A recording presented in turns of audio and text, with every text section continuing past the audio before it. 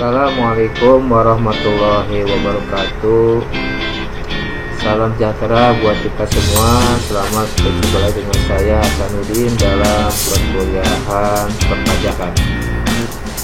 Mudah-mudahan para mahasiswa semua tetap berada dalam keadaan sehat walafiat dan tetap terhindar dari wabah COVID-19. Baik, pada kesempatan kali ini saya ingin membahas pertemuan kedua, yaitu tentang masih dasar-dasar perpajakan. Kita mulai dengan sistem pemungutan pajak. Ya. Menurut Adam Smith, ada 4 prinsip pemungutan pajak, yaitu equality, artinya tekanan pajak harus seimbang dengan kemampuannya, jadi tidak melebihi kemampuannya supaya wajib pajak itu bisa membayar pajaknya.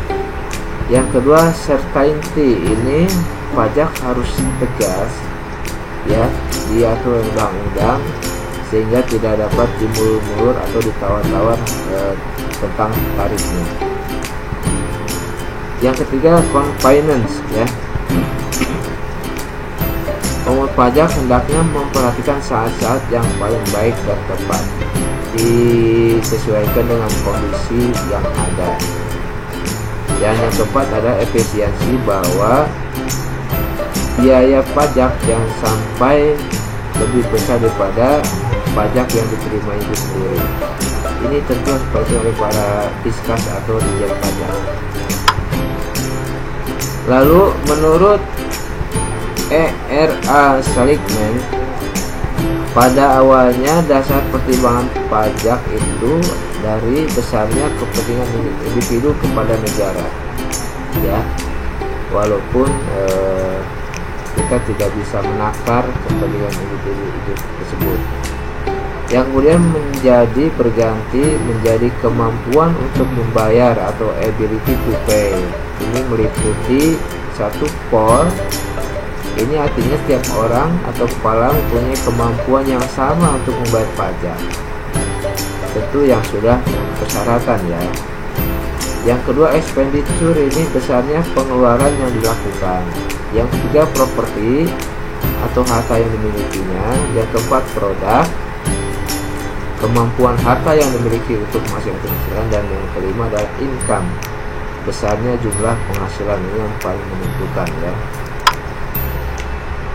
Kemudian sistem perpajakan di Indonesia ini dijelaskan dalam GBHN tentang prinsip-prinsip perpajakan, ya, yang telah dibahas tadi di atas. Meliputi satu, adanya peningkatan penerimaan, jelas, ya, ini untuk mengisi APBN negara kita.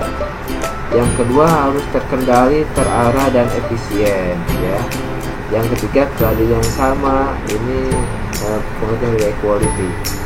Yang keempat, kemampuan yang sama, ini ability to pay. Yang kelima, prosedur yang harus terus disempurnakan. Tentu ini ada penyempurnaan aparatur perpajakan yang dilakukan. Yang keenam, aparatur perpajakan yang mampu dan bersih. Ini harus ditegakkan jiwa independen daripada fiskas atau dirjen pajak. Yang ketujuh, semua jenis pemungutan pajak harus didasarkan atas peraturan perundang-undangan, ya. Itu tentang sistem perpajakan di Indonesia. Lalu cara memungutnya, ini ada beberapa cara, ya, yang setidaknya ada 3 cara. Yang pertama adalah sistem self assessment, ya, atau self assessment system. Ini merupakan sistem di mana wajib pajak diberikan kepercayaan oleh DJP untuk memenuhi dan melaksanakan sendiri kewajiban dan hak perpajakannya, ya. Ini dikenal dengan 5M, yaitu mendaftarkan diri, memiliki NPWP, ya, kemudian menghitung pajak sendiri, kemudian menyetor pajak sendiri, kemudian melaporkan pajak, dan juga menetapkan pajak. Inilah yang dinamakan self assessment system, Contohnya adalah penetapan PPh pasal 25 ya. Yang kedua, kemudian ada official assessment system, ini dimana pihak Fiskas atau DJP yang menetapkan besaran pajaknya ya. Contohnya adalah pengenaan PPh pasal 4 ayat 2 ya. Lalu yang ketiga, sistem withholding tax system, dimana ini menggunakan jasa pihak ketiga yang memotong atau memungut pajak kita ya. Tentu tipenya ada dua, satu proporsional atau bersifat sementara, artinya pajak yang dipungut atau dipotong oleh pihak ketiga tersebut dapat kita kreditkan menjadi pengurangan pajak kita di akhir tahun. Lalu yang kedua adalah final, artinya pajak yang dipungut oleh pihak lain itu bersifat final atau cukup sampai di sini, tidak ada perhitungan di akhir tahun. Contohnya sini ada PPh 21, 22, 23 dan 26.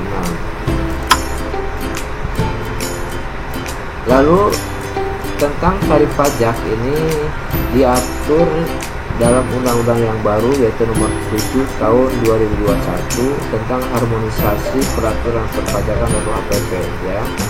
Di mana terjadi perubahan level tarif pajak ini merupakan perubahan daripada undang-undang perpajakan yang telah berubah berkali-kali karena sifatnya pajak itu dinamis ya, selalu berubah mengikuti perkembangan zaman. Adapun yang pertama itu adalah Undang-Undang Nomor 6 tahun 1983. Di sini isinya pertama ada perubahan Undang-Undang PPh, ini berlaku efektif tahun 2022 sekarang berarti ya. Yang kedua, perubahan Undang-Undang PPN, ini berlaku 1 April 2022. Yang ketiga, perubahan Undang-Undang KUP, ketentuan umum perpajakan, ini efektif mulai diundangkan. Yang keempat, program pengungkapan sukarela, ini berlaku 1 Januari sampai 30 Juni 2022. Ini merupakan program salah satu program pengampunan pajak ya, bagi dirjen pajak untuk para wajib pajak yang disinyalir belum melaporkan hartanya secara maksimal. Maka itu diberikan kesempatan untuk melaporkan hartanya yang belum dilaporkan secara sukarela. Yang kelima, pajak karbon, ini efektif berlaku 1 April 2022. Dan yang keenam, ada perubahan Undang-Undang Cukai, efektif mulai diundangkan. Lalu dalam pengaturan tarif pajak, Dirjen Pajak ini menggunakan beberapa sistem, setidaknya ada 5 sistem ya yang perlu kita ketahui. Yang pertama adalah tarif langsam atau spesifik atau tetap. Ini tarif yang jumlahnya atau sifatnya tetap, tidak dipengaruhi oleh besarnya jumlah dasar pajak, objek pajak maupun subjek pajak. Contohnya biaya materai yang saat ini adalah 10.000. Kalau dulu ada yang 6.000 dan juga 3.000. Langsung tidak ada ya. Ini satu harga yaitu 10.000. Kemudian yang kedua, tarif proporsional. Ini adalah tarif atau persentase tunggal dikenakan terhadap semua objek pajak berapapun nilainya. Contoh PPN ya, dulu 10%, sekarang 11%, dikalikan dengan harga atau perolehan dari penjualan pembelian yang kita lakukan. Kemudian tarif berikutnya adalah tarif progresif atau persentase meningkat. Ini merupakan tarif yang berlapis ya, di mana perhitungan pajak wajib pajak itu berdasarkan tingkat lapisannya. Ini ada beberapa lapis, masih sama ada 5, namun jumlahnya yang berubah. Ini sampai dengan 60 juta, ini tarifnya 5%. Kemudian di atas 60 sampai 250 juta, jumlahnya 15%. Kemudian di atas 250 sampai dengan 500 juta, ini jumlahnya 25%. Di atas 500 sampai 5 miliar, tarifnya 30%, dan di atas 5 miliar 35%. Nah, kalian semua harus tahu cara menghitung pajak berlapis ini ya. Misalkan penghasilannya 70 juta ya, net income-nya, karena ini diasumsikan ada di tarif kedua atau lapis kedua, maka kita kalikan 15%. Ini adalah keliru ya. Cara menghitungnya adalah yang benar sampai dengan 60 jutanya kena 5% dan sisanya 10 juta itu adalah kena 15%. Seperti itu. Nanti kita akan praktek lebih banyak cara menghitung pajak untuk semua jenis pajak. Lalu yang keempat, tarif ad valorem ya. Ini adalah tarif persentase tertentu yang dikenakan atau ditetapkan pada harga atau nilai suatu barang. Contohnya di sini adalah ada bea masuk, tarifnya 20%. Jadi kalau misalkan ada 1.500 unit barang dikali harganya 100.000, 150 juta, maka akan dikenakan bea masuk 20%. Jadi totalnya adalah yang dibayar adalah 30 juta rupiah. Ini adalah disebut tarif ad valorem. Dan terakhir, tarif pajak tarif spesifik, ya ini hampir sama dengan ad valorem tadi, namun bentuknya bukan persentase tetapi nilai saja ya, sekian rupiah gitu. Contoh tadi sama, ada 1.500 unit, maka dikenakan pajak bea masuknya 10.000 contohnya ya, maka yang harus dibayar adalah 10.000 dikali 1.515 juta rupiah, seperti itu. Lalu dalam pemungutan pajak tentunya tidak semudah membalikkan tangan. Pihak Diskas atau DJP pasti menemukan hambatan-hambatan yang kita kenal ini dengan perlawanan dari wajib pajak ya. Ada dua bentuk perlawanan, yaitu pasif dan aktif ya. Kita lihat hambatan atau perlawanan pasif ini adalah perlawanan yang inisiatifnya bukan dari wajib pajak sendiri, tetapi dipengaruhi oleh 3 faktor. 1. Struktur ekonomi, kedua perkembangan moral dan intelektual penduduk, yang ketiga teknik pemungutan pajak itu sendiri. Perlawanan karena struktur ekonomi ini dimisahkan, satu daerah agraris dikenakan pajak atas hasil pertanian, namun dikarenakan menghitung pendapatan neto dari produk agraris itu sangat sulit, maka timbul perlawanan pasif terhadap pajak. Jadi mereka enggan membayar pajak karena tidak mampu menghitung pendapatan netonya karena kesulitan karena struktur ekonominya ya. Yang kedua, karena perkembangan moral dan intelektual penduduk. Nah, ini juga karena lemahnya sistem kontrol ya, dari Diskas ataupun dari wajib pajak. Semakin dia intelektual tinggi, dimungkinkan mereka sudah tahu salahnya untuk menghindari pajak ya. Dicontohkan di sini di Belgia ya, terdapat pajak terhadap permata. Dikarenakan permata itu barangnya kecil, maka sulit dikontrol dan kemungkinan besar wajib pajak bisa menyembunyikan permata tersebut sehingga terhindar dari pengenaan pajak. Ini termasuk perlawanan pasif. Yang ketiga, teknik pemungutan pajak itu sendiri. Apabila cara memungut pajak itu ribet atau rumit dan berbelit-belit, maka ini membuat wajib pajak malas ya, atau tidak mau membayar pajak. Ini adalah salah satu perlawanan pasif daripada wajib pajak. Lalu yang kedua, hambatan atau perlawanan aktif ini dijelaskan oleh Broto di Harjo tahun 82 dalam bukunya ya. Dikatakan bahwa inisiatifnya berasal dari wajib pajak itu sendiri. Ada dua hal atau dua cara. Yang pertama adalah penghindaran pajak atau tax avoidance. Ini merupakan menghindari pajak atau mengurangi pajak tetapi tidak melanggar undang-undang, masih dalam koridor undang-undang ya, artinya masih legal. Ada 3 cara ya. 1, menahan diri. Ini wajib pajak tidak ingin kena pajak, maka mereka melakukan sesuatu agar tidak dikenai pajak. Contoh, mereka tidak mau terkena cukai tembakau, maka mereka tidak merokok, seperti itu ya. Yang kedua, pindah lokasi. Ini pun termasuk perlawanan aktif. Wajib pajak berupaya pindah ke daerah yang memang wajib tarif pajaknya masih rendah. Misalkan di Indonesia bagian timur ya, mereka pindah ke sana.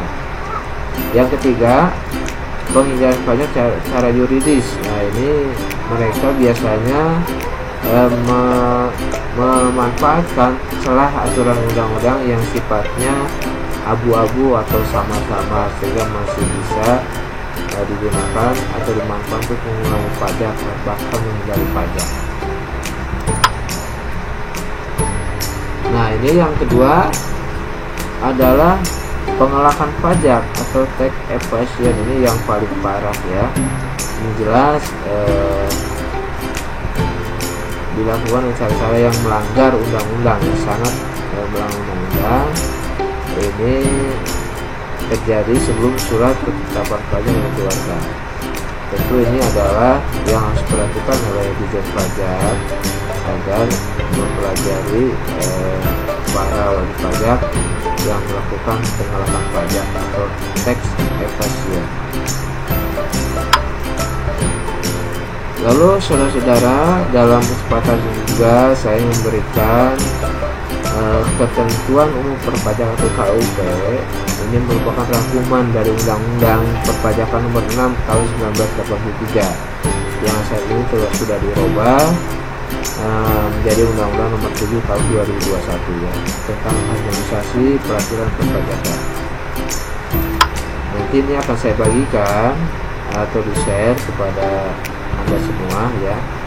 Intinya isi KUP itu meliputi atau menjelaskan pertama tentang wajib pajak, kemudian kewajiban memiliki NPWP, kemudian pelaporan SPT, kemudian fungsi SPT seperti apa, kemudian sanksi administrasi apabila tidak melaporkan SPT, kemudian pembutuhan SPT, pembayaran pajak, kemudian penagihan pajak, lalu penghapusan piutang pajak, termasuk nanti ada keberatan wajib pajak, kemudian banding pajak di pengadilan perpajakan ya, kemudian ada pembukuan dan pencatatan bagi WP yang memenuhi syarat, kemudian ada pemeriksaan pajak, dan ada tindakan pidana perpajakan. Semuanya ada di dalam ketentuan undang-undang perpajakan. Baik, itu saja yang bisa saya sampaikan dalam kesempatan kali ini. Mudah-mudahan bermanfaat. Kita jumpa lagi minggu depan. Terima kasih. Assalamualaikum warahmatullahi wabarakatuh.